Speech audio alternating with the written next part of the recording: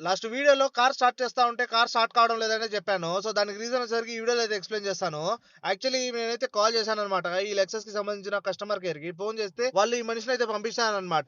So, దీనికేందంటే battery down అయిందనమాట ఈ కార్‌కొచ్చేసరికి ఒకరోజు స్టార్ట్ చేయకపోతే. ఇప్పుడు దీన్ని స్టార్ట్ చేయాలంటే దీన్ని డిక్కీ అయితే ఓపెన్ చేయాలి. డిక్కీ ఎందుకు ఓపెన్ చేయాలంటే బ్యాటరీ వచ్చేసరికి దీనికి ముందర ఉండదనమాట. డిక్కీ వెనకాలైతే ఉంటది. ఇంకా దానికి చార్జ్ చేయాలంటే అతను పెద్ద బ్యాటరీ తీసుకొనొచ్చి ఇంకా డిక్కీ ఓపెన్ చేసి మొత్తం అయితే చార్జ్ అయితే చేశాడనమాట కొద్దిసేపు వరకు. ఇంక దాని తర్వాత దీన్నైతే స్టార్ట్ చేయమని చెప్పాడు.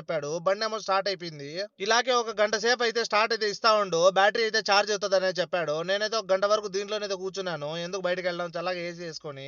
సో, అతనైతే ఇంకా చెప్పేసినాడనమాట. ఇది బ్యాటరీ చెడిపోయింది. కార్‌కి నువ్వు వచ్చి బ్యాటరీ మార్చుకో అని చెప్పి. మా సార్ ఏమో సాఫర్‌లో ఉన్నాడు. ఇంక దానికోసం ఏమో ఈరోజు నాకు ఫోన్ చేసి మా బాబాయ్ ఇలా అయితే చెప్పాడనమాట. నేను సాఫర్ నుంచి అయితే వస్తున్నాను అని చెప్పినాడు. ఎందుకు బాబా అని చెప్పేదలిగే ఈ కార్‌కి బ్యాటరీ అయితే చేంజ్ చేపియాలి. లేదంటే కార్ మొత్తం పాడవుతదని చెప్పినాడు. సరే అని చెప్పి ఇంకా ఈ కార్‌కి లాక్ యేసుకొని అయితే నేనైతే వెళ్ళిపోయాననమాట. మీకు ఈ వీడియోలో ఎలా అనిపించిందో తప్పకుండా కామెంట్ సెక్షన్‌లో కామెంట్ చేయండి.